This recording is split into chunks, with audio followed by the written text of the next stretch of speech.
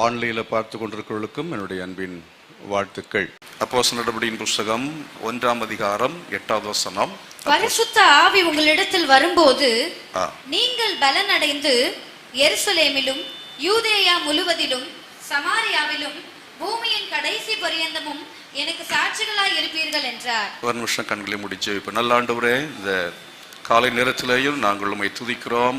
கடந்த நாட்கள் கண்மணி போல உம்முடைய பிள்ளைகளை நீ பாதுகாத்ததுக்காக நன்றி செலுத்துகிறேன். தேவன் தாமே உம்முடைய பிள்ளைகளோடு கூட இன்றைக்கு பேசுங்க, இடைபடுங்க, ஆசீர்வதிங்க. தேவைகள் எல்லாம் கர்த்தர் சந்திக்கும்படியாய் ஜெபிக்கிறேன். கர்த்தர் பெரிய காரியங்களை நீ செய்யுங்க.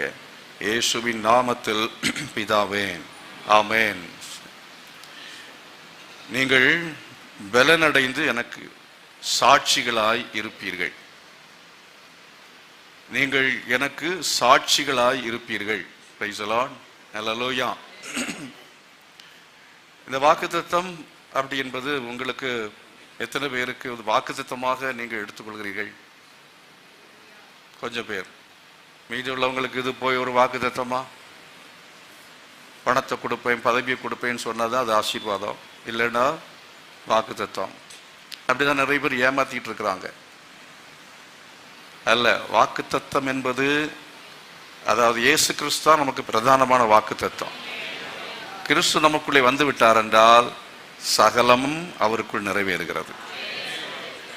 அதாவது அந்த வாக்குத்தத்தம் கிறிஸ்துவே அப்படின்னு வேதம் சொல்லுகிறது. இயேசு கிறிஸ்து தான் வாக்குத்தத்தம். சரி, அது நம்ம வாக்குத்தத்தத்தை பற்றி ஒரு செய்தியை, வாக்குத்தத்தம்ங்கிற தலைப்பில் நான் பேச விரும்பவில்லை, அதுக்குள்ள போக வேண்டாம். சாட்சிகளா இருப்பீர்கள் அப்படிங்கிறதும் ஒரு வாக்குத்தத்தம் தான். அப்படின்னு அர்த்தம் என்ன? இதுவரை இல்லை, ஆனா இனி உங்களை சாட்சிகளா மாற்றுவேன். ஆமென். இருப்பீர்கள்னு அர்த்தம் என்ன? இருக்கிறீர்கள் சொல்லல, இருப்பீர்கள். யாரிடத்தில் தேவன் சொன்னார், இயேசு சொன்னார் என்றால் சீஷரிடத்தில் அதை சொல்லுகிறார். சீஷர்களை பார்த்து சொல்லுகிறார், நீங்கள் சாட்சிகளா இருப்பீர்கள். அதுக்கு முன்பு அவருடைய நிலை எப்படி இருந்தது? இயேசு கிறிஸ்து ஞானஸ்நானம் பெற்று கரையேறின பொழுது புறாவை போல பரிசுத்த ஆவியானவர் இறங்கி, இவர் என்னுடைய நேசகுமாரன், இவரில் பிரியமாயிருக்கிறேன் என்று உரைத்தது. சாட்சி கொடுத்தார். பிதாவை சாட்சி கொடுக்கிறார். என்ன சாட்சி? இவர் என்னுடைய நேசகுமாரன், இவரில் பிரியமாய் இருக்கிறேன் என்கிற சாட்சி. இப்போ பரிசுத்த ஆவியானுடைய அபிஷேகத்தை பெற்று கொண்டவர்கள் அவர்களுடைய வாழ்க்கையில் சாட்சி என்பது is a recognition. The recognition from the Father, the God, the Father. பிதாவாகிய தேவன் நமக்கு கொடுக்கிறதான ஒரு அங்கீகாரம், அதுதான் சாட்சி. சாட்சி என்று சொன்னால் என்னவென்றால், it's appreciation by God, the God Father, இல்லைன்னா குமாரன், இல்லைன்னா பரிசுத்த ஆவியானவர். திரியேக தேவனாகிய கர்த்தர் நமக்கு கொடுக்கிறதான பாராட்டு. சில சமயத்தில் பிதாவாகிய தேவன் பாராட்டுகிறார், இயேசு கிறிஸ்து பாராட்டுகிறார், பரிசுத்த ஆவியானவர் பாராட்டுகிறார். It's a recognition, it's appreciation. அது மாத்திரமல்ல, இட்ஸ் a certificate, நற்சான்றிதழ். தேவன் நமக்கு ஒரு நற்சான்றிதழ் என்ன செய்கிறார்? கொடுக்கிறார். நம்மை பற்றிய காரியங்கள், அதாவது பள்ளிக்கூடத்தில் படித்து முடித்த பிற்பாடு காலேஜில் போய் சேரக்கு முன்பாக நமக்கு, இல்லைன்னா காலேஜில் முடித்த பிறகு கூட ஒரு கான்டாக்ட் சர்டிஃபிகேட் என்று ஒன்று கொடுப்பார்கள். அந்த கான்டாக்ட் சர்டிஃபிகேட்டில் குட், சாட்டிஸ்ஃபேக்டரி, இல்லைன்னா வெரி குட், இந்த மாதிரிப்பட்ட வார்த்தைகள் கொடுக்கப்பட்டிருக்கும். 2-3 தான் இருக்கும். ஆனால் பரிசுத்த ஆவியானவர் தேவன் நமக்கு கொடுக்கிற சாட்சி சர்டிஃபிகேட், நற்சான்றிதழ்ல அவர் நிறைய வார்த்தைகளை அவர் நமக்கு கொடுக்க முடியும். இந்த உலகத்தில் நீங்கள் ஓட்டத்தை முடித்து, கோர்ஸ் முடித்து விட்டு, நல்ல போராட்டத்தை போராடின, ஓட்டத்தை முடித்தேன், விசுவாசத்தை காத்துக்கொண்டேன், இது முதல் சர்டிஃபிகேட். நீதியின் கிரீடம் என்பது என்னது? ஒரு சர்டிஃபிகேட். நீதியின் கிரீடம் எனக்காக வைக்கப்பட்டிருக்கு. ஓட்டத்தை முடித்து பரலோகத்தில் செல்லுவதற்கு அந்த சர்டிஃபிகேட் ரொம்ப ரொம்ப அவசியம். நீங்கள் குட்டா, சாட்டிஸ்ஃபேக்டரியா, இல்லை வெரி குட்டா, அப்புறம் இந்த இருக்கா எக்ஸலண்ட், இப்படி அந்த வார்த்தைகள் கொடுக்கப்பட்டிருக்க பற்றி பரலோகத்தில் உங்களுக்கு தேவன் அங்கீகாரத்தை கொடுக்க போகிறார். ஆமென், அல்லேலூயா. அந்த சர்டிபிகேட் உங்களை குறித்து பேசும். எத்தனை பேர் அந்த விதமான சர்டிபிகேட்டை நீங்கள் பெற வேண்டும் என்று விரும்புகிறீர்கள்? ஒருவேளை இந்த உலகத்திலே உள்ளதான மக்கள், உங்களுடைய சொந்த பந்தம், அவர்கள் உங்களை குறித்து நல்ல சாட்சி கொடுக்கலாம், கொடுக்காமலும் இருக்கலாம். அவருடைய சாட்சி காட்டிலும் தேவனுடைய சாட்சி பிரதானமானது. ஆனாலும் இந்த உலகத்திலேயும் நாம் அநேகரிடத்தில் இருந்து என்ன செய்ய வேண்டும் என்றால், அங்கீகாரம் பெற வேண்டும், நற்சாட்சி பெற வேண்டும், நற்சான்றிதழ் பெற வேண்டும், பாராட்டு என்ன செய்ய வேண்டும், பெற வேண்டும். அதைத்தான் இங்கே இயேசு கிறிஸ்து அவர் சீஷர்களை பார்த்து சொல்கிறார், நீங்கள் சாட்சிகளாய் மாறுவீர்கள். அல்லேலூயா. இந்த கையில வைத்து ஆண்ட கேளுங்க, ஆண்டவரே என்னை சாட்சியா மாற்றுவீராக, என்னை சாட்சியாய் மாற்றுவீராக, என்னை சாட்சியாய் மாற்றுவீராக. இயேசு கிறிஸ்து 33 வருடங்கள் இந்த உலகத்தில் வாழ்ந்தார். அவரை குறித்து கடைசியாக ஒருவன் சாட்சி கொடுத்தார். யார் தெரியுமா? பிலாத்து. பொந்தியு பிலாத்து இடத்துல அவர் கொண்டு நிறுத்தப்பட்டார். அங்கே அவரை பார்த்ததான, அதாவது அதிகாரிகளாக இருந்தாலும் சரி, ஒரு போர் செய்வன், இவர் உண்மையாகவே தேவனுடைய குமாரன் என்று கடைசியில் என்ன செய்தான்? சாட்சி கொடுத்தார். அவர் மகா சத்தமாய் கூப்பிட்டு ஜீவனை விட்டார். அவர் சிலுவையில் எப்படி எல்லாம் அவர் பேசினார், எப்படி நடந்து கொண்டார் என்கிறதை பார்க்கிற சமயத்தில் அவன் சாட்சி கொடுத்த, உண்மையாகவே இவர் தேவனுடைய குமாரன். பிலாத்து அவரை கவனித்தான். பிலாத்து அவரை கவனித்து விசாரித்து பார்த்தான். அவருடைய ரெக்கார்டு, அவருடைய வாழ்க்கை, என்னென்ன குற்றங்கள் ஏதாவது புரிந்திருக்கிறாரா, இந்த 33 ஆண்டில் அவர் செய்த தவறுகள் என்ன, ஏதாவது போலீஸில் புகார் கொடுக்கப்பட்டிருக்கிறதா, ஏதாவது தண்டிக்கப்பட்டிருக்கிறாரா என்று சொல்லி அவருடைய பேக்ரவுண்டை செக் பண்ணி பார்த்தான். இப்போ வெளிநாடுகளுக்கு போக வேண்டும் என்று சொன்னால் பேக்ரவுண்ட் என்ன செய்வாங்க? செக் பண்ணுவாங்க. உங்களுக்கு பாஸ்போர்ட் வேணும் என்று சொன்னால் போலீஸ் வெரிஃபிகேஷன் என்ன செய்வாங்க? பண்ணுவார்கள். உங்கள் பேரில் ஏதாவது, அதாவது போலீஸில் எஃப்ஐஆர் இருக்கிறது என்றால், ஏதாவது ஒரு புகார் கொடுக்கப்பட்டு நீங்கள் ஏதாவது ஜெயிலுக்கு போயிருந்தாலோ தண்டனை பெற்றிருந்தாலோ பாஸ்போர்ட் கிடைக்கிறது கடினம், வெளிநாடு செல்வது என்பது கடினம். அதே போல ஒரு வேலைக்கு போக வேண்டும் என்றால் வேலையில் பேக்ரவுண்ட் என்ன செய்வாங்க? செக் பண்ணுவாங்க. அந்த விதத்தில் என்ன, நம்ம வாழ்க்கையில் நம்ம சாட்சி என்பது மிக மிக முக்கியமானதாக இருக்கிறது. கரங்களை வைத்து கர்த்தரை மகிமைப்படுத்துவோம். ஹல்லேலூயா. நம்ம சாட்சி பெற வேண்டும். இயேசு கிறிஸ்துவை குறித்து பின்னாலே பார்க்குற சமயத்தில் எந்த பேக்ரவுண்ட் செக் பண்ணி பார்த்தாலும் பிலாத்து ஒன்றையும் கண்டுபிடிக்க முடியவில்லை. ஆகையினால் என்ன சொன்னார் தெரியுமா? இவரில் ஒரு குற்றத்தையும் காணேன். கைகளை கழுவி அவன் சொன்னான், இந்த இரத்தப்பழி என் மேல் வராதிருப்பதாக என்று சொன்னான். ஆனாலும் அவன் மேல் இரத்தப்பழி வந்தது, அது வேற விஷயம். ஆனால் அரசாங்கத்திலே இருந்து அவர் கொடுக்கப்பட்ட சர்டிபிகேட், இவர் ஒரு குற்றமும் செய்யாதவர். ஹல்லேலூயா. அருமையானவர்களே, இந்த விதமான ஒரு சாட்சி பெற்ற வாழ்க்கையை கர்த்தர் நம்ம எல்லாருக்கும் தர வேண்டும். விரும்புறீங்களா? ஆண்டவரே எனக்கு சாட்சி உள்ள வாழ்க்கை என்று சொல்கிற சமயத்தில் என்னை சுற்றி இருக்கிற ஆட்கள், அலுவலகத்தில் இன்னும் யார் யாரெல்லாம் குடும்பத்தில் இருக்கிறார்களோ எல்லாரிடத்திலும் நான் என்ன செய்ய வேண்டும்? சாட்சி பெற வேண்டும், ஒரு நற்சாட்சி பெற வேண்டும், எனக்கு ஒரு அங்கீகாரம் கிடைக்க வேண்டும். ஏன் எனக்கு அங்கீகாரம் கிடைக்கவில்லை என்று நீங்கள் நினைக்கலாம். நம்மளுடைய வாழ்க்கையை நாம் சரிப்படுத்தி கொண்டால் நமக்கு நிச்சயமாகவே அங்கீகாரம் தேவனிடத்தில் முதலாவது கிடைக்கும். மனிதனிடத்திலிருந்து தாமதமாகத்தான் கிடைக்கும். தேவனிடத்திலிருந்து இம்மீடியட்டாக கிடைக்கும், ஆனால் மனுஷனிடத்திலிருந்து தாமதமாகத்தான் கிடைக்கும். உதாரணமாக யோசேப்பை எடுத்துக்கொள்ளுங்கள். யோசேப்பு அவன் நல்லவன், அவன் நீதிமானா இருந்தான். அவருடைய சகோதரர்கள் எல்லாரும் அவனை பகைத்தார்கள். அவர்களுக்கெல்லாம் இவன் மோசமானவன், பொல்லாதவன். ஆனால் காலம் ஒன்று வந்தது, அன்றைக்கு அவர்கள் அவனுக்கு நற்சாட்சி கொடுத்து அவனை அங்கீகரித்தார்கள். கரங்களை வைத்து கர்த்தரை மகிமைப்படுத்துங்கள்.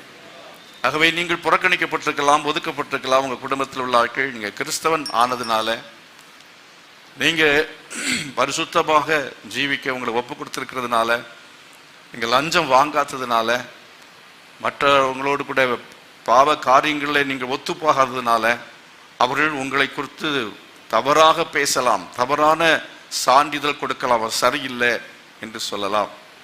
இல்லை என்றால் உங்களை அவர்கள் அங்கீகரிக்காமல் இருக்கலாம், புறக்கணிக்கலாம், சேர்த்து கொள்ளாமல் இருக்கலாம். ஆனால் உங்களுடைய ஒவ்வொரு பேச்சையும், உங்களுடைய ஒவ்வொரு செயல்களையும் பரலோகம் அதை பதிவு செய்து கொண்டே இருக்கிறது. அவர் அங்கிருந்து என்ன செய்கிறார் என்றால், அவர் சாட்சி கொடுத்து கொண்டே இருக்கிறார். ஒவ்வொரு சந்தர்ப்பத்திலும் அவர் சாட்சி கொடுக்கிறார், இவர் நேசகுமாரன், இவர் நேசகுமாரன், இவரில் பிரியமா இருக்கிறேன். நாம் தேவனிடத்தில் சாட்சி பெறுவோம் என்றால் அவர் நம்மை பார்த்து சொல்லுவார், யூ ஆர் மை beloved, நீ என்னுடைய நேசகுமாரன் என்று சொல்வார். ஒன்று பிரியமா இருக்கிறேன் என்று அவர் சொல்லுவார். காரணம் என்ன தெரியுமா? பரிசுத்த ஆவியானவர் இயேசு கிறிஸ்துவின் இறங்கினது போல நம்முடைய வாழ்க்கையிலையும் பரிசுத்த ஆவியானவர் வரும் பொழுது நாம சாட்சி உள்ளவர்களாய் ஜீவிப்பதற்கு பலன் அடைகிறோம். நம்மால் சில சமயத்தில் நல்லா பேசணும், நல்லா நடந்து கொள்ளணும், நல்ல ஒரு மனைவியா இருக்கணும், என் புருஷன் நல்ல மனைவின்னு சாட்சி கொடுக்கணும் அப்படின்னு சொல்லி நீங்க விரும்புவீங்க. ஆனா ஒரு புருஷனும் சாட்சி கொடுக்கறதே இல்லை. காரணம் சரியான வாய் இல்லை, சரியா சமையல் சரியா இல்லை, வீட்டில் காரியங்களை சரியா செய்யலை. அதெல்லாத்தையும் பார்க்கும்போது எப்படி புருஷன் நல்லா சாட்சி கொடுக்க முடியும்? ரெண்டு பேர் விவாகரத்தை செய்து விட வேண்டும் என்று நினைத்து முடிவு பண்ணி அந்த புருஷன் தள்ளிவிட வேண்டும் நினைத்து கவுன்சிலிங் வர்ற சமயத்தில் ஒரு கேள்வியை பாஸ்டர் கேட்குறாரு. அவர் கேட்கறதுக்கு முன்பதாகவே அவரை குறித்து அநேக குற்றச்சாட்டுகளை அந்த புருஷன் வைக்கிறார். என் மனைவி சரியில்லை, என்னெல்லாம் சரியில்லை, அப்படி சரியில்லை, இப்படி சரியில்லை என்று நிறைய குற்றச்சாட்டுகளை அடுக்கிக் கொண்டே போகிறார். அப்போ அவர் கேட்டாராம், உங்க புருஷனை பற்றி உங்க மனைவியை பற்றி ஏதாவது ஒரு நல்ல காரியம் ஏதாவது சொல்ல முடியுமா? ஏதாவது கொஞ்சம் யோசித்து பாருங்களா, அதாவது ஒன்றாவது இருக்கா பாருங்க. கொஞ்ச நேரம் யோசித்தாராம். ஆமாம் சொல்லலாம் அப்படின்னு. ஒன்று நல்ல என்ன செய்வான்னு எனக்கு சமைச்சு என்ன செய்வான்னா அவ நல்லா கவனிச்சுக்குவா, என்ன விசாரிப்பா, இதுவே தவிர என்னையா வேணும் உனக்கு? அவன் நிறுத்தல. பாஸ்டர் கேட்க முன்னாலும் இவர் சொல்லிக்கிட்டே போறான், அடுக்கிக்கிட்டே போறான். 1 2 3 4 அப்புறம் வந்துச்சு. அப்ப நிறைய பேர் நம்ம என்ன செய்யணும்னா அந்த நெகட்டிவாக என்ன இருக்கிறதோ அதைத்தான் நம்ம என்ன செய்கிறோம், மனுஷரிடத்துல பார்க்கிறார்கள். கணவன் மனைவியிட்ட பார்க்கிறான், மனைவி கணவன்கிட்ட தான் பார்க்கிறான். பார்க்கும் பொழுது நீ எல்லாம் ஒரு புருஷனா, நீ எல்லாம் ஒரு மனைவியா அப்படின்னு சொல்லி பார்ப்பாங்க. சில விசுவாசிகள் மொட்டை கடிதம் போடுவாங்க. பெயர் போடுறதுக்கு தைரியம் இல்லை, முதுகெலும்பு இல்லாத விசுவாசிகள் போட்டுட்டு இங்கே ஊழியக்காரங்களை குறை சொல்லுவாங்க, என்னையும் குறை சொல்லுவாங்க. இல்லை ஆராதனை இப்போ இல்லை தேவ மகிமையெல்லாம் போயிடுச்சுன்னு எழுதுவாங்க. நீ ஒழுங்கா ஆராதனைக்கு வந்து நீ ஒழுங்கா நீ தேவ மகிமையை பிரசன்னத்தை உணரக்கூடிய நிலைமையில் இருந்தால் அவனுக்கு தேவ பிரசன்னம் தெரியும்.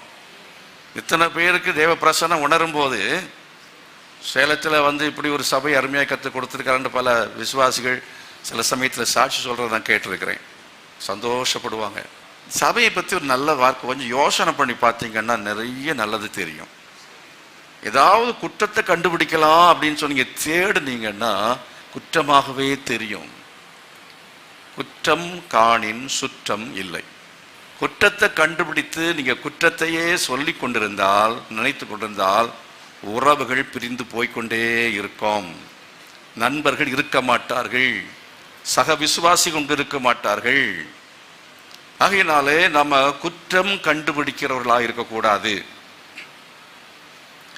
பெரிய விதமாக நம்ம சாட்சி பெறுகிறவர்களாய் நாம் இருக்க வேண்டும். பரிசுத்த ஆவியானவர் நம்மிடத்துல வரும் பொழுது சாட்சி கிடைக்கும். ஒரு புருஷன் உங்களை குறித்து சாட்சி சொல்லாமல் இருக்கலாம், மனைவி சாட்சி சொல்லாமல் இருக்கலாம். ஆனால் ஒரு நாளில் சாட்சி சொல்லுவாங்க. எனக்கு தெரியுமா, செத்து போன பிற்பாடு பெட்டியில் படுக்க வச்சிருக்கிற சமயத்தில் மைக்கு கொடுத்தா அழுதுகிட்டே சொல்லுவாங்க, போயிட்டாலே அவ இருக்கும்போது அப்படி செஞ்சா இப்படி செஞ்சா அப்படின்னு சொல்லி. நான் சொல்றேன், கணவன்மாருக்கு சொல்றேன், செத்து போன பிற்பாடு அவளுக்கு காது கேட்க போகுது. அதே மாதிரி பாஸ்டர் பெட்டி, அவர் செத்து போன பிற்பாடு, எங்க பாஸ்டர் போயிட்டாரு, இனி யார் இருப்பா எங்களுக்கு, அவர் இருக்கும்போது அப்படி செஞ்சார் இப்படி செஞ்சார்.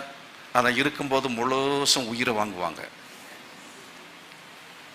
பேசக்கூடாதெல்லாம் பேசி என்னென்ன சொல்ல முடியுமோ சொல்லி செத்து போன ஒருபாடு அந்த கல்லறை புகழ்ச்சி தேவையே இல்லை. இருக்கிற சமயத்தை இந்த பிறந்த நாள் ஒன்று இருக்கு பாருங்க, அந்த நாளில் ஒரு கேக்கு கொண்டு வந்து வச்சுட்டு அதுக்கு முன்னால் ஒரு 10 வார்த்தை நீ இந்த வருஷத்தில் நீ என்னென்னலாம் செஞ்ச அப்படின்னு சொல்லி அவளை பற்றி நல்ல வார்த்தை நீங்கள் யோசனை பண்ணி கொஞ்சம் புகழ்ந்து சொல்லி கேக் விட்டுங்க. கர்த்தருக்கு ஸ்தோத்திரம்.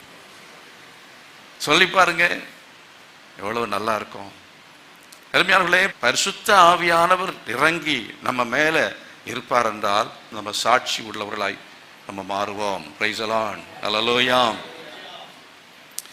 சீக்கிரமா சில காரியங்களை நான் சொல்லி காரணம் சாட்சியா இருப்பீர்கள் அப்படின்னு சொல்லி பேசினா நாள் முழுதும் பேசலாம், காலமெல்லாம் பேசிக்கொண்டே இருக்கலாம். நமக்கு இருக்கிறதான நேரத்துக்குள்ளாலே நான் முடிக்க வேண்டும். பிறருடைய மனைவியாவது பிறனுடைய வேலைக்காரனையாவது கழுதையாவது இச்சையாது இருப்பாயாக.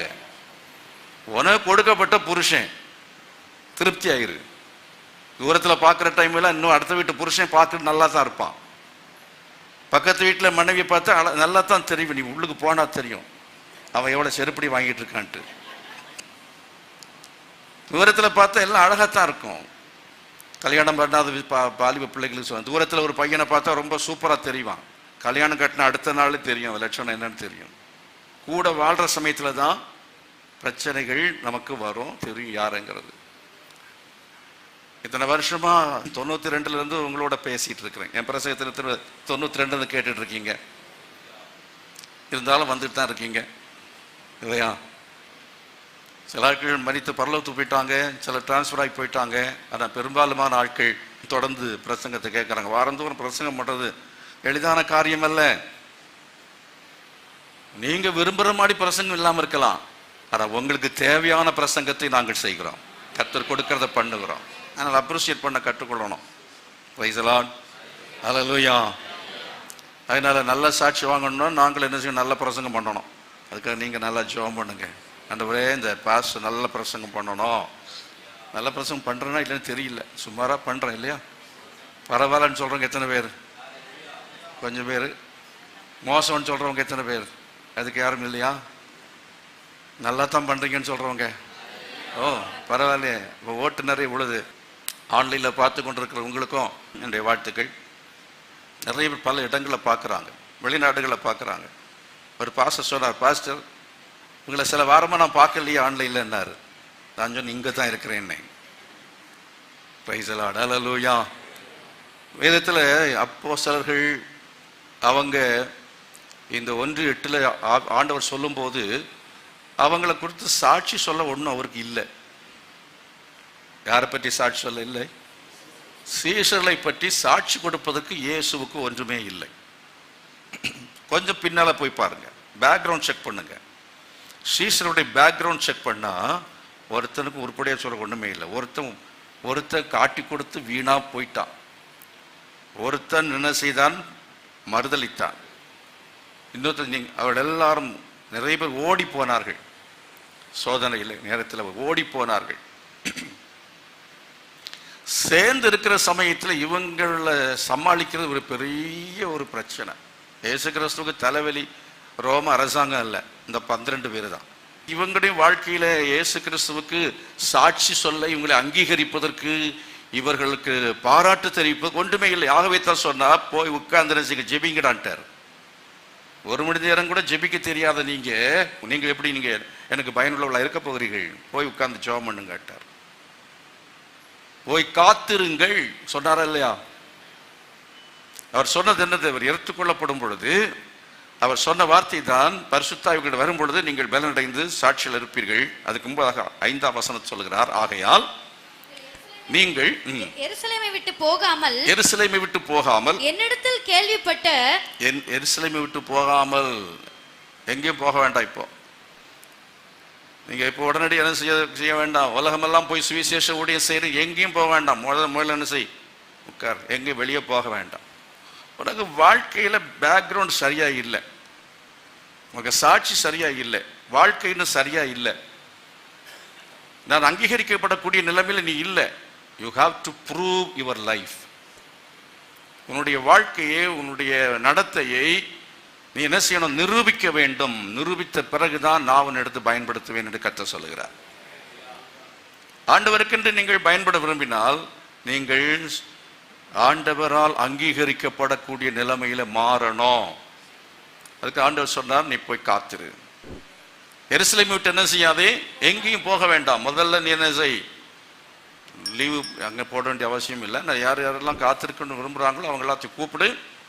எல்லாரும் என்ன செய்ய, லீவு போட்டுட்டு வந்து உட்கார்ந்துருங்க, என்ன செய்யுங்க, ஜெபியுங்கள் என்று ஆண்டவர் உங்களுக்கு சொன்னதன்படி இவள் உடனே என்ன செய்தார்கள் என்று சொன்னால், அவர் சொன்னதன்படியாகவே அதை செய்தார்கள். கரங்களை வைத்து கர்த்தரை மகிமைப்படுத்துவோம். கர்த்தர் சொன்னார், நீங்கள் போய் என்ன செய்யுங்கள், காத்திருங்கள். எருசலேமை விட்டு போகாமல் எருசலேமிலேயே அவர்கள் உடனே என்ன செய்தார்கள் என்றால், 11 பேரும் உடனடியாகவே நின்று, அங்கேயே நின்று உடனடியாக இம்மீடியட்டா அந்த மருவ மலையிலேயே, இயேசு எடுத்துக்கொள்ளப்பட்ட ஒலிவு மலையிலேயே உடனடியாக ஒரு மீட்டிங் போட்டாங்க. இம்மீடியட் மீட்டிங், அவசர கூடுகை. அவசரம் ஃபர்ஸ்ட் கமிட்டி மீட்டிங். முதல் கமிட்டி மீட்டிங் கூடுறாங்க. எங்க? ஒலிவ மலையிலேயே. என்ன செய்யலாம், இனி என்ன செய்வார்? அவர் சொல்லிட்டார், எங்கேயும் போகாதுங்கட்டார். இப்போ என்ன செய்யுங்க, காத்திருங்கள் சொல்லிவிட்டார். இப்பொழுது அவர் என்ன செய்கிறார் என்று சொன்னால், அவர்கள் கூடி ஒரு தீர்மானம் எடுக்கிறார்கள். எங்கே நாம் கூடுவது? காத்திருங்கள் என்று சொன்னார். எங்கே நாம் போய் காத்திருப்பது? அவர்கள் வீட்டில் காத்திருக்கலாமா? இல்லை, நம்ம எல்லாம் சேர்ந்து என்ன செய்யலாம், கூடி காத்திருக்கலாம். ஒருவேளை அவர் அப்படி சொன்னாரான்னு தெரியல, எழுதப்படலை. ஒருவேளை அது கூட சொல்லியிருப்பார். என்ன செய்ய, எல்லாரும் ஒரு இடத்துல கூடி, மேல்வெட்டில் கூடி இருங்கன்னு அவர் சொன்னாரோ இல்லை தெரியல. ஆனால் சொல்லப்படாதது அடிப்படையில் நான் சொல்லுகிறேன், அவர் சொல்லாதவைகளையும் இவர்கள் என்ன செய்தார்கள், அவர்கள் யோசித்தார்கள். எங்கே நம்ம கூடலாம், எத்தனை பேர் நம்ம கூடலாம் என்று அவர் யோசித்த பொழுது அவர்கள் இந்த காரியத்தை they gave that information, இந்த சங்கதியை, இந்த செய்தியை பலருக்கு சொன்னார்கள். கூட நெருக்கமாக இருந்தவர்கள், இந்த 12 பேருக்கும் தெரிந்தவர்கள் எல்லாம் சேர்த்து ஒரு 120 பேர், சுமார் ஏறக்குறைய 120 பேரை அவர்கள் தொடர்பு கொண்டு இப்படி அவர் காத்திருக்கும்படி சொல்லி இருக்கிறார் என்று சொல்லி அந்த செய்தியை அவர்களுக்கு சொன்னார்கள். அப்படி சொல்லும் பொழுது அவர்கள் நாங்களும் காத்திருக்கிறோம் என்று சொன்னார்கள். அவர்கள் எல்லாரும் சேர்ந்து என்ன செய்தார்கள், நம்ம காத்திருப்போம் என்று சொல்லி ஒரு மேல் வீட்டறையை தெரிந்து கொண்டார்கள். ஏற்கனவே அந்த மேல் வீட்டறை என்று நம்ம இயேசு கிறிஸ்து பந்தி, அதாவது பஸ்காவை ஆசரித்தது ஒரு மேல் வீட்டறை. எங்க காத்திருக்கலான்னு கேட்கிற சமயத்துல நான் நினைக்கிறேன் 120 பேர்ல அந்த மேல் வீட்டறை கொடுத்த அவன் சொல்லுகிறான், எங்க வீட்டுக்கு வாங்க, என்னுடைய வீட்டுல நீங்க எல்லாரும் என்ன செய்யுங்க, காத்திருங்கள் என்று காத்திருப்பதற்கான இடத்தை கொடுத்து he got a good certificate from God. Hallelujah. நீங்க இடத்தை கொடுத்தீங்கன்னு சொன்னா, கர்த்தருக்கு நீங்க ஒரு வீட்டை கொடுக்கும் பொழுது, கர்த்தருக்காக நீங்கள் ஒரு கலசம் தண்ணீர் கொடுக்கும் பொழுது, கர்த்தருக்காக நீங்கள் ஒரு தியாகமான செயலை செய்யும் பொழுது தேவன் உங்களை அங்கீகரிப்பார். அவர் சொல்ல, இவர் நேசகுமாரன், இவனில் பிரியமா இருக்கிறேன், இவள் என் நேசகுமாரத்தி, இவளில் பிரியமா இருக்கிறேன் என்று சொல்லுவார். நீங்க முதலாவது என்ன செய்ய வேண்டும் என்று சொன்னா, போவதற்கு தயாரா இருக்க வேண்டும். எத்தனை 120 பேரும் they got ready. 120 பேர் ரெடி ஆயிட்டாங்க. இப்போ அவர்கள் அத்தனை பேரையும் கர்த்தர் என்ன செய்யறாங்க, அவருக்கு நல்ல சாட்சி என்னன்னா, கீழ்ப்படிந்தார்கள் என்கிற ஒரு நல்ல சாட்சியை கர்த்தர் அவங்களுக்கு அவர் கொடுக்கிறார். என் சொல்லு பேச்சு கேட்டாங்களே, அதான் முதல்ல சாட்சி. நான் சொன்னதை கேட்டு கூடி வரும்படியாக இப்போ தீர்மானித்திருக்கிறார்களே என்பது ஒரு பெரிய சாட்சி. கூடி வர்றதுக்கு பாருங்க, நம்ம கூடி வருகிறத பற்றி யார் யாரெல்லாம் இன்னைக்கு வந்தோமோ, இந்த ஆராதனைக்கு வந்தோமோ, வந்து எல்லாரை குறித்தும் கர்த்தர் நற்சாட்சி வைத்திருக்கிறார். பரலோகத்துக்கு போகும்போது அந்த சர்டிபிகேட் தனியாக தருவார். நீ கூடி வருகிறதுல நீ உண்மை உள்ளவனாய் இருந்தாய், நீ கூடி வருகிறதுல இவ்வளவு சிரமங்கள் இருந்தாலும் அதை பார்க்காதபடி. இந்த மேல் வீட்டறையில உட்கார்றதுக்கு எப்படியெல்லாம் இடம் இருந்திருக்கோம், எப்படிலாம் நெருக்கி 120 பேர் மேல் வீட்டறையில உட்காரணும்னா அது எவ்வளவு பெரிய இடம்னு தெரியல. எங்கள் மகன் வந்து வீட்டில் ஒரு தளத்தில் ஒரு மீட்டிங் நடத்தணும், வெளியில் ஒரு மீட்டிங் நடத்தணும் பிளான் பண்ணான். அப்புறம் அதுக்கு எல்லாம் யோசனை பண்ணி கடைசியில் என்னடா சார் இங்கேயே நடத்தி விடுவோம் என்று முயற்சி பண்ணி ஒரு 50 சேர்ஸ் வாடகைக்கு எடுத்து ஒரு 50 விசுவாசிகள், அவங்க எல்லாரும் அழைக்கப்பட்டவர்கள் எல்லாருமே வந்தாங்க. இன்னும் அவங்க கூப்பிட்டு தான் வந்திருப்பாங்க. அவங்க எல்லாரும் வந்தார்கள். 50 பேர் இருக்கைகள் ஆயத்தப்படுத்தப்பட்டது. கூடி வந்து ரொம்ப சந்தோஷம், ரொம்ப மகிழ்ச்சி, ஆட்களுக்கு ரொம்ப மகிழ்ச்சி, ரொம்ப சந்தோஷம். அருமையார்களே, கூடி வருகிறது அப்படிங்கிறத கர்த்தர் பார்க்கிறார். நீங்க கூடி வருகிறதுக்கு ஒரு சாட்சியை, நற்சான்றிதழை கர்த்தர் கொடுக்க விரும்புகிறார். கூடி வருகிறவளை பார்த்து சொல்கிறார், நேசகுமாரன் நேசகுமாரத்தி இவள் மேல் பிரியமாக இருக்கிறேன் என்று கர்த்தர் சொல்லுகிறார். சோம்பேறியே, நீ ஆலயத்துக்கு போறதுக்கு உனக்கு வாகனம் இருக்கிறது, உனக்கு எல்லா வசதியும் இருக்கிறது, பஸ் வசதி இருக்கிறது.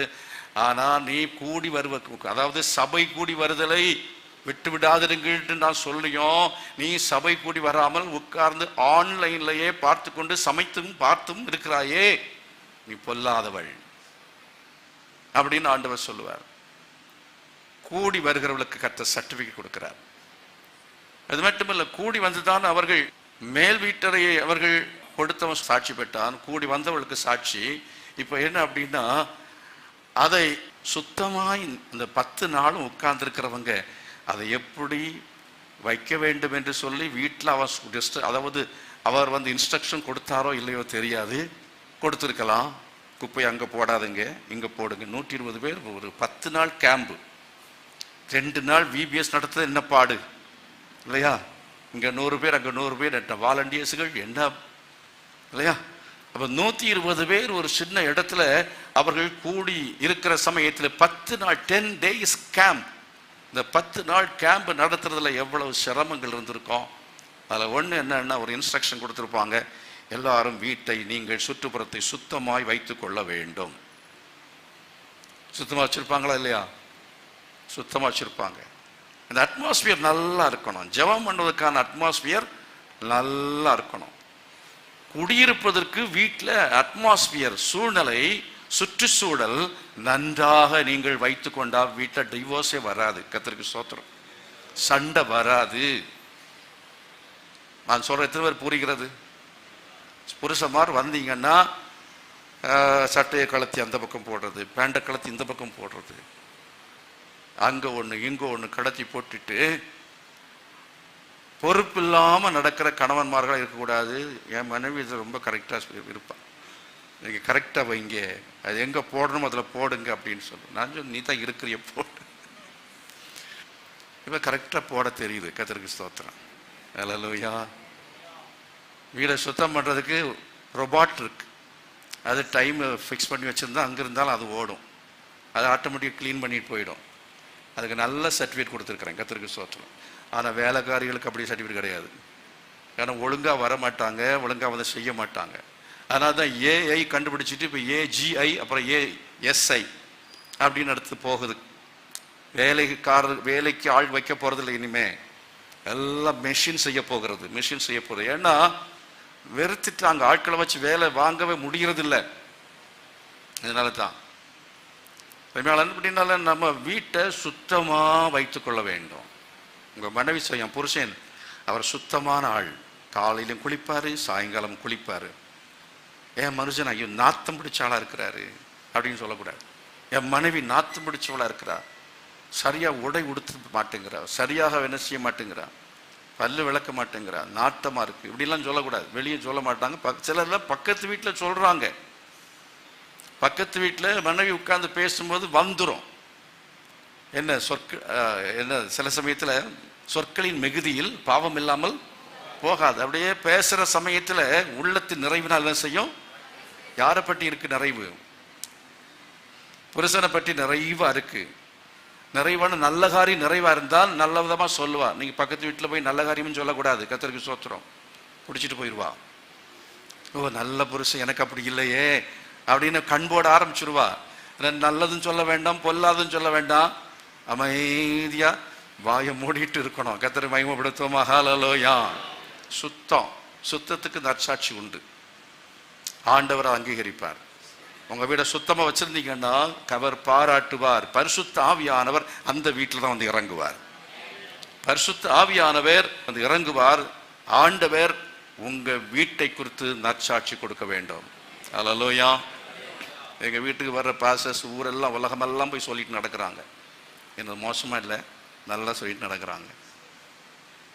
ரொம்ப சுத்தமாக வச்சுருப்பாங்க எங்கள் அந்த பாஸ்டருடைய மனைவி. பாஸ்டர் வீடு சுத்தமாக இருக்கும், ரொம்ப நீட்டாக இருக்கும், ரொம்ப ஆர்கனைஸ்டாக இருக்கும்.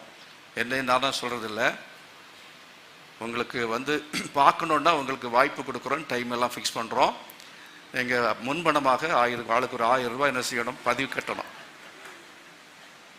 கட்டினீங்கன்னா அதுக்கு பிறகு என்ன செய்ய ஒருத்தரை பார்த்து உள்ளால நான் அனுமதிப்போம். Praise Lord. Hallelujah. George Bush வாழ்ந்த வீட்டை ஆன்லைனில் பார்த்தேன். ஒருத்தர் சொல்லி விளக்குறாரு. அன்றைக்கு இன்றைக்கு பொருட்காப்புல நேர்த்தியாக வைக்கப்பட்டிருக்கிறது. ஸ்தோத்திரம். அப்படிப்பட்டதான் கர்த்தர் அங்கீகரித்து அவரை நாட்டின் பிரதமராக, பிரசிடெண்டாக 2 தலைமுறை மாற்றிருக்கிறார். உங்கள் பிள்ளைகள் அப்படி மாற்றப்பட வேண்டுமா? கர்த்தர் உங்களை பிள்ளைகளை ஆசீர்வதிக்க வேண்டுமா? நீங்கள் அங்கீகரிக்கப்பட வேண்டுமா? வீட்டை சரியாக மெயின்டைன் பண்ணுங்க. அல்லேலூயா. உங்கள் வீட்டை பற்றி ஒரு நல்ல சாட்சி வர்ற ஒரு இந்து சொல்லணும். கிறிஸ்தவம் வீடையா இவ்வளோ சுத்தமாக வச்சுருக்கான் சொல்லணுமா வேண்டாமா? இதை பற்றி நிறைய பேசலாம். சுத்தத்தை பற்றி நிறைய பேசலாம். சுத்தம் சோறு போடும்.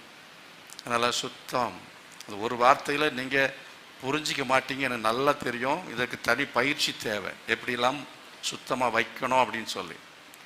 சில சமயத்தில் சில ஆண்கள் என்ன பண்ணுவாங்கன்னு சொன்னால், வீட்டில் தங்குறவங்க பெட்டு காஸ்ட்லியாக இருக்கும், குளிச்சுட்டு அந்த ஈர டவலை கொண்டு பெட்லேயே போட்டுருவான். பெட்டுன்னு ஆறிப்போம், ரூமுன்னு ஆறி போயிடும். இது ஒரு உதாரணத்துக்கு சொல்கிறேன்.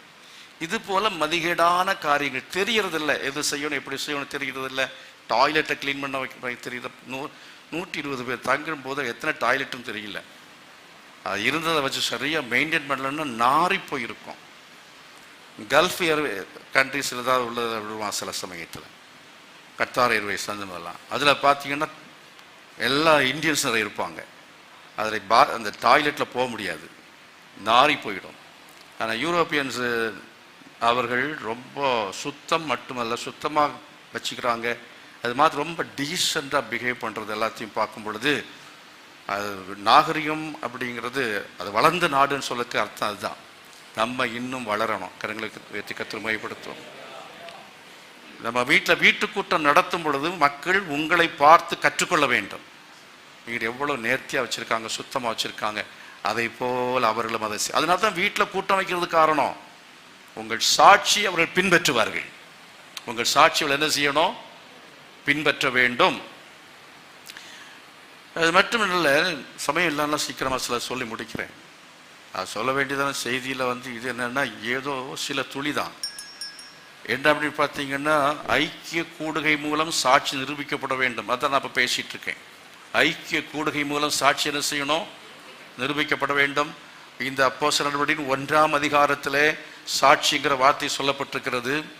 அதே போல் நீங்கள் 2ஆம் அதிகாரத்தில் பார்த்தா அங்கே இப்போ சமயம் இல்லாதனால அதெல்லாம் சொல்லலை. 2ஆம் அதிகாரத்தில் நீங்கள் பார்க்கும் பொழுதும் அங்கே சாட்சிங்கிறதான வார்த்தையை நீங்கள் என்ன செய்ய முடியும், பார்க்க முடியும். ஒவ்வொரு அதிகாரத்திலையும் ஒரு இடத்துல சாட்சி நற்சாட்சி அப்படின்னு இருக்கு. இப்போ தேட வேண்டாம், என்ன பாருங்க, காரணம் நமக்கு நேரம் இல்லை. அதை நான் பிறகு பேசுகிறேன், உங்களுக்கு காண்பி தருகிறேன். அது சித்தமாக இருந்தால் வருகிற வாரத்தில் நான் வரவில்லை, இங்கே வரவில்லை, வேறு சர்வீஸில் பேசும் பொழுது நீங்கள் ஆன்லைனில் போட்டு கேளுங்கள். அடுத்த அதிகாரத்தில் நான் பேசுவேன். 2nd சாப்டர் 2வது சாப்டர் பேசுவேன். நீங்கள் முதல் சாப்டர் பேசி முடிக்கிறேன். அப்போ 1ஆம் அதிகாரத்திலேயே நிற்கிறேன். ஓடி நடந்தால் வேலைக்கு ஆகாது. அதனால் ஒரு 5 விஷயங்களில் இருக்கிறது. 5, 6, 7 அதிகாரங்கள்லேருந்து சொல்ல வேண்டிய சாட்சிகள், காரியங்கள். அதில் எல்லாம் மிகவும் பிரயோஜனமானவைகள். ஆனால் உங்களுக்கு விளங்குறது மாதிரி நான் பேசுகிறதுனால, ஸ்லோவாக பேசுகிறதுனால இவ்வளோ தான் பேச முடியும், நேரமும் குறைவாக இருக்கிறதுனால. இன்னொரு முக்கியமான சாட்சி என்ன தெரியுமா, ஜெபம் பண்ண வந்த அத்தனை பேரும் அப்பப்போ எழும்பி பாத்ரூம் போயிட்டு இருந்தாங்க. அப்பப்போ எழும்பி என்ன செஞ்சாங்க, ஃபோன் கிடையாது, இருந்தாலும் யாரோ ஒருத்தர் வந்தார் கூப்பிட்டாருன்னு வெளியே போயிட்டு இருந்தாங்க. இருக்கா? என்ன சொல்லி இருக்கிறது அப்போஸ்தலர் 1 14ஆம் வசனத்தில், தரித்திருந்தார்கள். தரித்திருந்தார்கள் இருக்கா இல்லையா? ஆனா தரித்திருக்கிறோமா? ஜெபத்தில் தரித்திருக்காதவன் பெந்தேகோஸ்தே ஊழியக்காரன் அல்ல. தரித்திருந்தால்தான் பரிசுத்தாவின் வல்லமை நீ பெற முடியும். தரித்திருந்து ஜெபிக்கும் பொழுது கர்த்தர் உங்களுக்கு ஒரு சாட்சி கொடுக்கிறார். He will give you a very good certificate. He will appreciate you. He will recognize you. ஆண்டவர் உன்னை அங்கீகரிப்பார், உன்னை ஆண்டவர் ஆசீர்வதிப்பார். ரெகக்னிஷன் ஆசீர்வாதத்துக்கு முன்பு அது தேவை. அடிக்கடி வெளியே எழும்பி போகாம ஆராதனைக்கு வந்த நபர் சரியா உட்கார்ந்து இருக்கிறார் அப்படின்னா பரலோகம் உங்களை குறித்து ஒரு சர்டிபிகேட் கொடுக்கும். Praise the Lord. அல்லேலூயா. எத்தனை பேருக்கு அந்த சர்டிபிகேட் வேணும் விரும்புறீங்க? ரொம்ப தங்கமானவங்க நீங்க. இன்னைக்கு நான் பார்க்குற ஒருத்தர் கூட எழும்பி போகலை. எல்லாருமே நம்ம சபையில தரித்திருக்கிறவர்களாய் நாம் இருக்கும் பொழுது ஜெபத்துக்கு வந்தாலும் தரித்திருந்து ஜெபிக்க வேண்டும். கர்த்தர் பரலோகம் நமக்கு ஒரு சாட்சி கொடுக்கும்.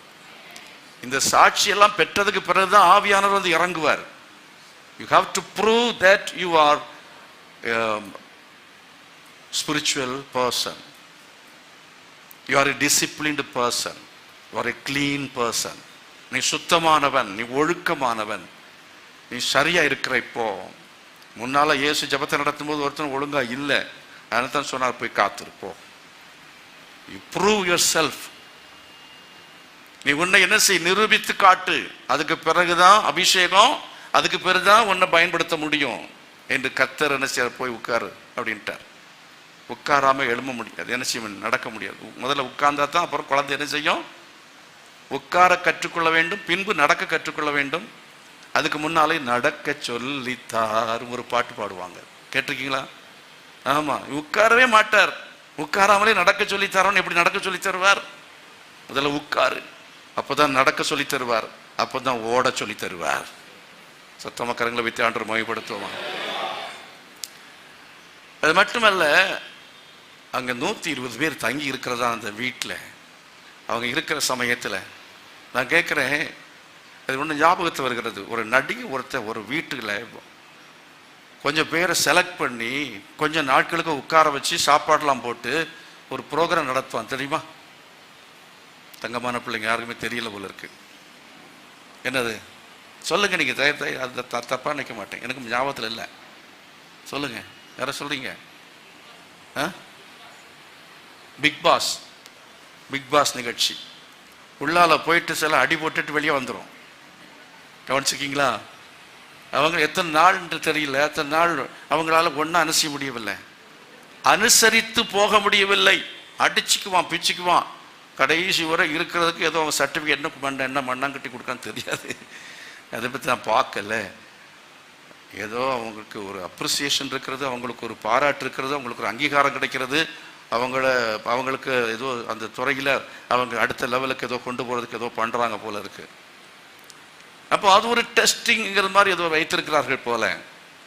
என்கிறது போல ஆட்கள் ஒரு இடத்துல உட்கார வச்சு 10 நாள் அவங்க எப்படி இருக்கிறாங்கிறத ஆண்டவர் அவங்கள சோதித்து பார்க்கும்படியே இப்போ உட்காரட்டார்.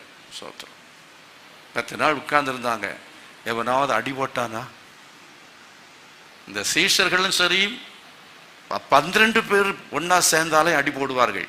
போட்டிருக்கிறாங்களா இல்லையா? சுவிசேஷத்தில் படிச்சிருக்கீங்க இல்லையா? 12 பேரே சேர்ந்திருந்தா ஒருத்தன் அடிச்சுக்குவான். அப்படி இருந்ததான சீஷர்கள் அமைதியா இருக்கிற, ரொம்ப நல்ல ஸ்தோத்திரம் பண்ணி ஜெபம் பண்றான். இந்த 120 பேர் என்னன்னா எந்த சண்டை இல்லை, எந்த சச்சரவு இல்லை, அவ்வளவு சரியா இருந்தாங்க. கரங்களை வைத்து கர்த்தரை மகிமைப்படுத்துவோமா? எப்படி நீங்க ரெண்டு ஒருத்தர் வீட்டில் இருக்கிற சமயத்தில் நீங்க ஒருத்தர் வீட்டை கல்யாணம் பண்ணி வீட்டை இன்னொருத்தர் வந்தா நிச்சயமா கொஞ்சம் ஒத்து போறது கஷ்டம்தான். கஷ்டமா இல்லையா? 2 பேர் 2 நாட்டில் பிரிஞ்சிருந்தீங்கன்னு வச்சுங்க, 2 இடத்துல இருந்தீங்க, தனித்தனியாக வாழ்ந்துட்டு கல்யாணம் பண்ண பிற்பாடு திரும்ப நீங்கள் ஒன்று கூடும் பொழுது அட்ஜஸ்ட் ஆகிறது கொஞ்சம் கஷ்டமாக தான் இருக்கும். அதே மாதிரி வாழ்க்கையில் இணைக்கப்பட்ட பிற்பாடு அட்ஜஸ்ட் ஆகிறது என்பது காலம் பிடிக்கும். சில சமயத்தில் 5 வருஷம் கூட ஆகிடும். நீங்கள் என்ன செய்யணும்? அட்ஜஸ்ட் ஆகிறதுக்கு கற்றுக்கொள்ள வேண்டும். கரங்களை வைத்து கர்த்தரை மகிமைப்படுத்துவோமா? என் புருஷன் ரொம்ப அட்ஜஸ்ட் பண்ணிக்கிடுவார் அப்படின்னு சொல்லுவோம் உங்களை பற்றி. என் மனைவி ரொம்ப என்னை அட்ஜஸ்ட் பண்ணிக்கிடுவா அப்படின்னு புருஷர்கள் மனைவி பற்றி சொல்லக்கூடிய அளவில் அட்ஜஸ்டபிள் பர்சனாக இருக்க வேண்டும். கரங்களை வைத்து கர்த்தரை மகிமைப்படுத்துவோமா. கொஞ்சம் சில வசதி குறைவுகள் எல்லாம் இருக்கிறது, சாப்பாடு கொஞ்சம் சரியில்லை அப்படி இப்படின்னு இருந்தாலும் அட்ஜஸ்ட் பண்ணி வாழுகிறதுல ஆவியானவர் என்ன செய்வார் என்றால் அவர் உங்களுக்கு நற்சான்றிதழ் கொடுப்பார். அப்பப்ப நினைச்சு பாருங்க, முதலமைச்சர் இருக்கவங்களாம் தூக்கி உள்ளுக்கு போடுறாங்க, ஜெயிலில் இருக்கிறாங்க. அவங்க என்ன வசதி இருக்கு? இப்போ நமக்கு அது இந்த மாதிரிப்பட்ட நிலைமை இல்லை இல்லையா? ஆண்டு கொடுத்துரு வீட்டுக்காய் கத்திர ஸ்தோத்திரம் பண்ணுங்க, கொடுத்து மனைவிக்காய் கத்திர ஸ்தோத்திரம் பண்ணுங்க, 3 வேளை சமைச்சு போடுறதுக்காய் கத்திர ஸ்தோத்திரம் பண்ணுங்க. ஹல்லேலூயா. கொஞ்சம் அட்ஜஸ்ட் பண்ண தெரிஞ்சுக்கணும், அட்ஜஸ்ட்மெண்ட்.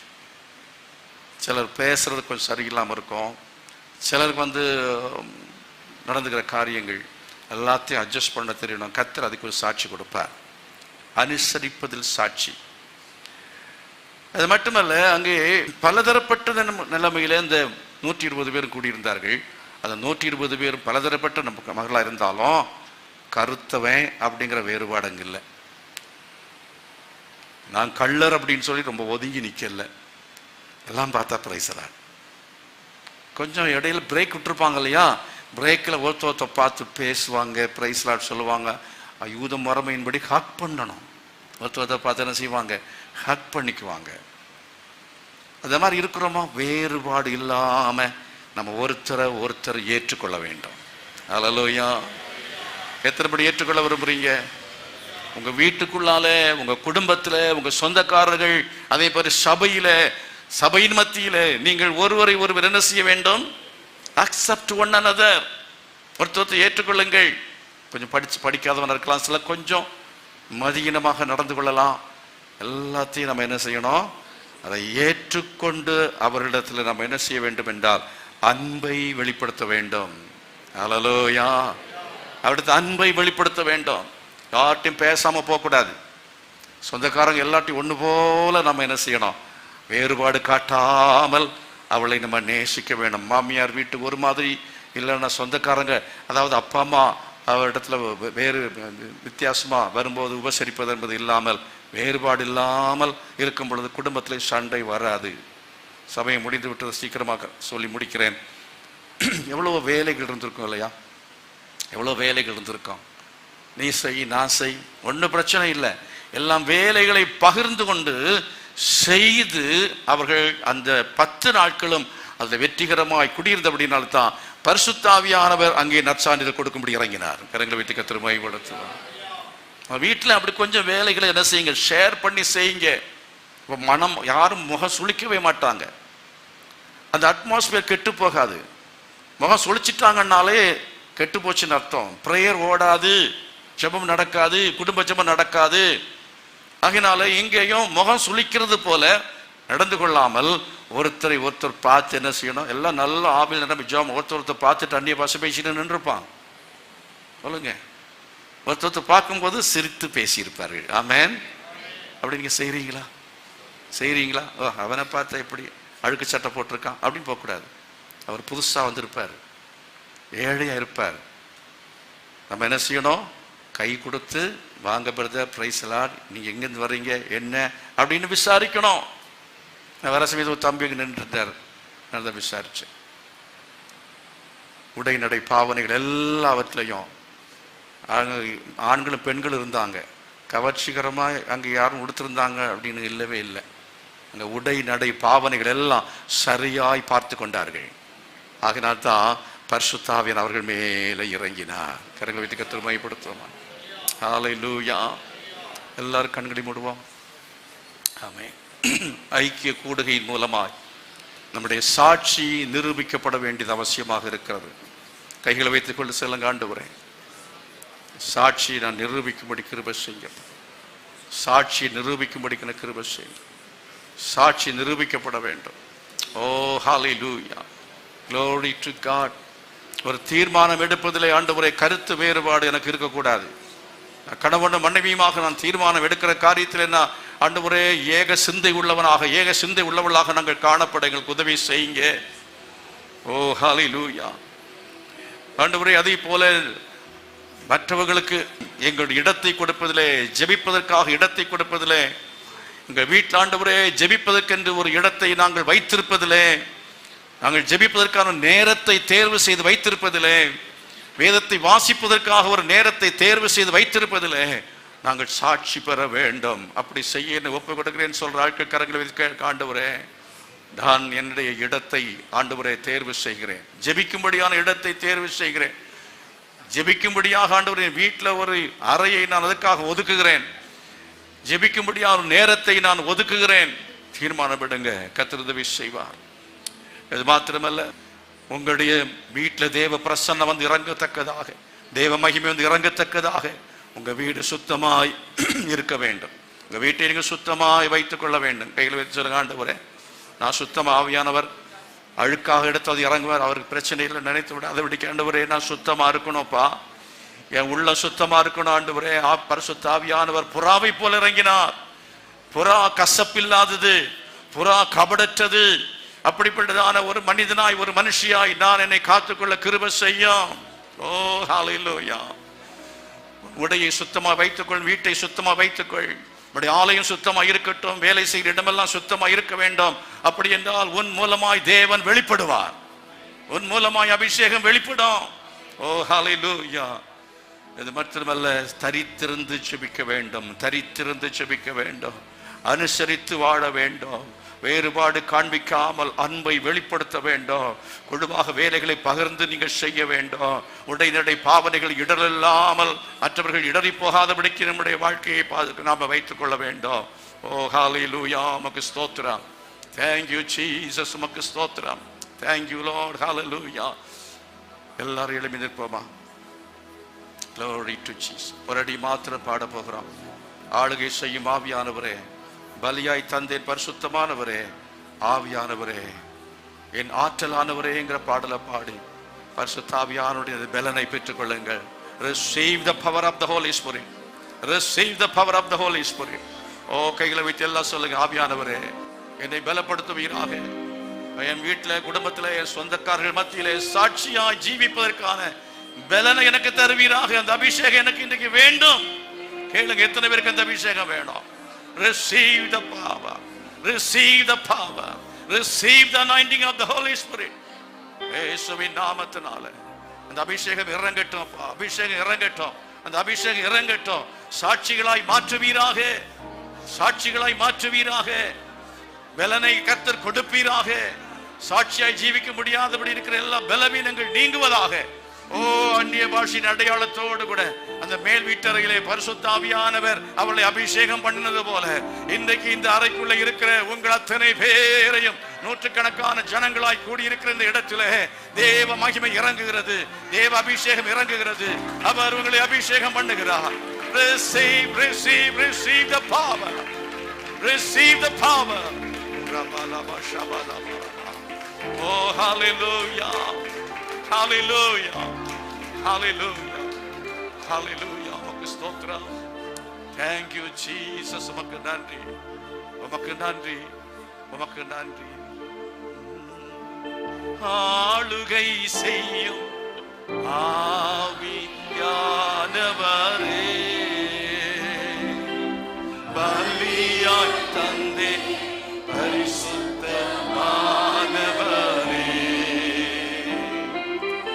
ஆளுகை செய்யும் ஆவியானவரே, பலியாய் தந்தே பரிசுத்தமானவரே,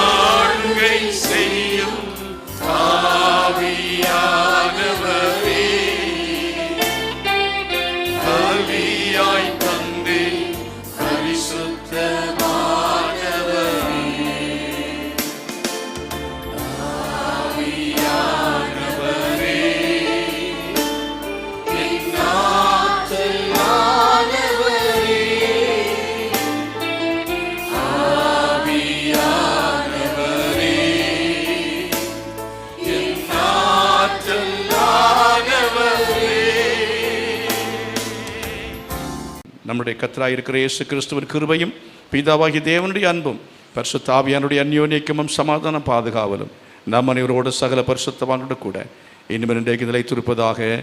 ஆமென். எல்லாம் சேர்ந்து சொல்லுவோம். என் ஆத்துமாவே கர்த்தரை ஸ்தோத்திரி, என் ஆத்துமாவே கர்த்தரை ஸ்தோத்திரி, கர்த்தர் செய்த சகல உபகாரங்களையும் மறவாதே. ஆமென். God bless you. கர்த்தர் உங்களை ஆசீர்வதிப்பாராக.